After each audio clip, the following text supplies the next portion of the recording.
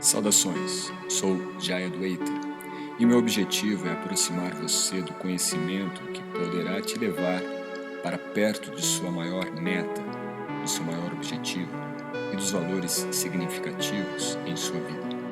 E nesta nova temporada nós vamos abordar temas específicos de forma a trazer para o nosso dia a dia uma nova visão do yoga presente em cada detalhe daquilo que fazemos, daquilo que experienciamos. O objetivo então será de expandir a sua visão e a sua percepção no horizonte da vida.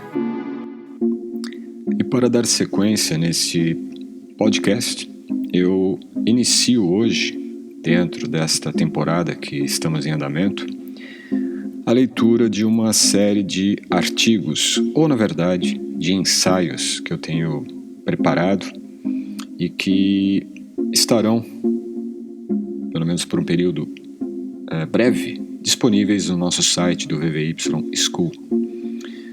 Boa parte também desse material está sendo disponibilizado na Escola de Yogis, com outras versões, não apenas a versão dos ensaios, e anualmente nós vamos publicar livros com cada um desses ensaios trabalhados e editados. O ensaio de hoje, que é uma primeira parte de uma série, fala sobre antirradicalismo no yoga pós-moderno. Eu vou ler esse texto para você e terá também aqui na descrição da plataforma onde você está ouvindo esse podcast, você terá o link também para poder ter acesso ao texto na íntegra no nosso site do vvyschool.com. Antirradicalismo no yoga pós-moderno. Marshall McLuhan não era um inveterado praticante de yoga e nem mesmo se dedicou aos estudos desta ciência. Seu campo foi das ilhas ou aldeias midiáticas. Em plenos anos 60, suas teorias foram lançadas aos ares sem que pudéssemos definir o que seu alcance visionário pudesse gerar. Na verdade, ele não criou nada, apenas observou e delirou sobre os delírios que teríamos nós, no início do século XXI, frente às mídias tecnológicas. Mas o que teria a ver o teórico da comunicação com a prática do yoga? Hoje, tudo. Basicamente, a ideia central da comunicação visualizada por McLuhan foi de uma aldeia global, onde todos estariam se comunicando, independente das condições geográficas e culturais. Num primeiro momento, podemos até considerar aspectos positivos desta visionária contribuição para com a moderna carência humana. Se em séculos passados tínhamos a liberdade natural de vivermos cada momento em sua plenitude, seja em contato com os animais, com os pés descalços à beira de um rio limpo e calmo, seja em horas de ócio, que podiam tomar o dia todo sem qualquer consequência desastrosa, as postagens na timeline de nossos seguidores, que viriam a ficar frustrados com a ausência silenciosa de seus influentes oradores maquiados pelo estrelismo pueril ou até malévolo. Hoje, fica evidente que nos escravizamos com algemas móveis em nossos pulsos. A aceitação subjaz à súplica íntima, quase declamatória, com que a maioria de nós desejamos nos expor nas telas e aos olhos de outros que, sem qualquer mácula explícita, tem o magnetismo mágico da cobiça que cativa, pelas algemas invisíveis, o campo da imaginação. O que McLuhan nos escondeu se revela como jaulas, camisas de força, palco de circo ou ainda sanatório doméstico hiperdecorado, e não uma legítima aldeia virtual. Em meio aos inúmeros dados surgem os oportunistas de mercado, que inocentemente e veementemente torna todo mundo um digno professor, autoridade, cientista ou artista capaz de ensinar a transformar o mundo num passe de trágica ilusão. A aldeia de McLuhan se tornou uma feira livre onde alguns vendem até a própria mãe, na sonífera expectativa de ganhar a tão famigerada fama nos 15 minutos de Andy Warhol. Mas o que poucos notaram nestes últimos anos foi a falsa demanda criada na ideia tribalista virtual de McLuhan, ou seja, hoje todos são gênios em potencial e ignorantes integrais ao mesmo tempo. Neste caldeirão canibalístico, descobrimos que estamos cada vez mais distante das nascentes onde brotam água limpa. Em outras palavras, o conhecimento foi diluído em doses tão diminutas que a contaminação midiática torna conhecimento veneno. Nesta metafórica nascente do rio, podemos entender como a raiz pura de um conhecimento inato do homem, a pós-modernidade, bem como a modernidade histórica, foi uma vitoriosa tentativa de anular o acesso à experiência deste conhecimento inato, como se tivéssemos entregue nossas liberdades naturais por uma suposta satisfação frutífera, talvez de uma maçã envenenada, que jamais alcançamos.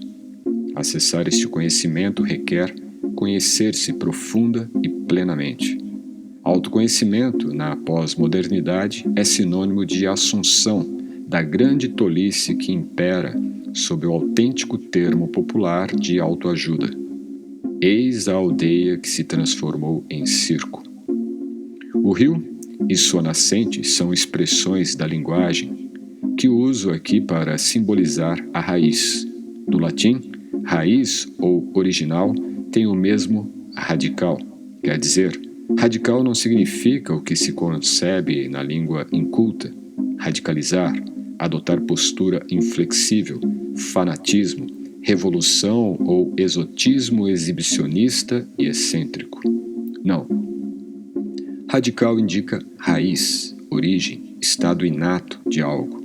Aqui, conhecimento radical é um conhecimento não manchado e muitas vezes não aceito nas aldeias virtuais de McLuhan. A homogeneidade das redes sociais forçou com doçura a transformação de todos em seres cômicos vestidos de palha.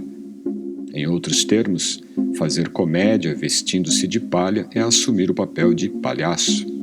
É isto que podemos assistir diariamente nas redes sociais se não tivermos um bom livro ou satisfatória prática meditativa para bem ocupar o tempo. O humor exalta palmas da plateia, que flui sem muito refletir. A sátira levanta questionamentos mais rentes ao nosso ego, sendo mais adequada à qualificada transmissão comunicativa, isto é, ensino e aprendizagem. Há uma sutileza entre o palhaço cômico, herdado dos bobos da corte, e o poeta que domina sua arte verbal e torna capaz as palavras se converterem ou se revelarem no fundo da alma, com um incômodo riso de satisfação, não de banalidade da própria existência humana.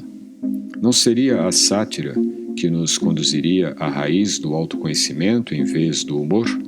Sem dúvida que o palhaço ganha seu pão em forma de seguidores através do entretenimento, ao passo que o sábio o faz através do conhecimento. Um senso justo que pudesse averiguar em algoritmos a predominância de ambos nos daria uma sardônica constatação de que a atual aldeia humana de McLuhan é mesmo um grande circo global, onde palhaços nos fazem rir continuamente, sem que percebamos darmos amistosamente nossos cartões de crédito e atenção fidelizada. O riso discreto que possa esta reflexão nos trazer deve ser um ato experienciado. Vá até a sua rede social preferida e veja o primeiro anúncio que aparecer e volte aqui. Era um palhaço? Era um mecânico das emoções humanas vendendo autoajuda? Ou era um anunciador da escatologia científica? Creio que, sendo leitor ou leitora deste ensaio, o anúncio poderá ter conotação estilo yoga doriana. E neste campo do yoga temos ainda suas ramificações escolares de banalidades que potencialmente são capazes de chamar a atenção e nos entreter. Primeiro, os super bem-humorados que se lambuzam de expressões sem graça. Segundos, são os sectários evangelizadores de um puritanismo antirradical, portadores de todas as bandeiras de defesas minoritárias que vociferam verdades que somente são aceitas por aqueles que cultivam informações sentados em vasos sanitários.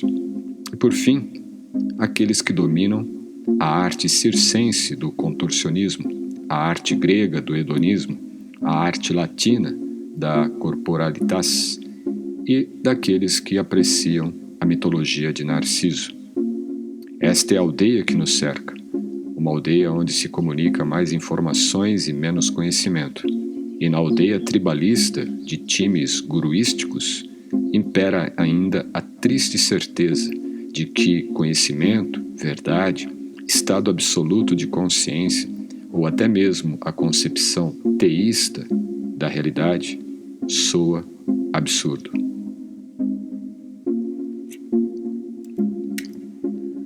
Embora possa parecer de forma preliminar, um texto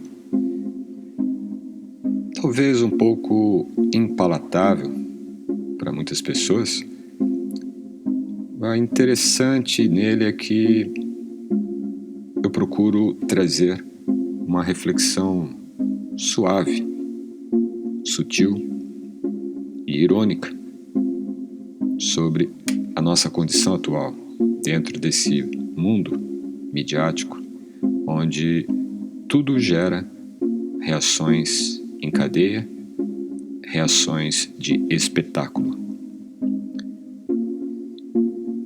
Quando nós pensamos em conhecimento, nós estamos pensando em vias autênticas, em vias também palpáveis, realistas, que possam realmente ser experienciada pelas pessoas comuns, por pessoas como eu, como você, pessoas que estão vivendo, pessoas que estão deixando a vida fluir em si mesmas e que não precisam de algum tipo de expressão externa, algum tipo de imitação ou mesmo de apenas criar uma sugestão imaginária. A vida não é algo para se imaginar ser vivida. A vida é algo para ser vivido em sua natureza inata. E é basicamente isto que, na pós-modernidade, se vê perder a cada dia esse estado natural de experiência com a vida. O yoga, na verdade, propõe isto. Não propõe teorias, não propõe seitas, crenças, dogmas, religiosidades yógicas. Pelo contrário, propõe, na verdade, limparmos-nos de todas essas interpretações errôneas trazidas ao longo da história, pelo menos nos últimos 200 a 300 anos, por toda a colonização cultural, a qual nós apenas fazemos as nossas aquisições como quem vai à feira.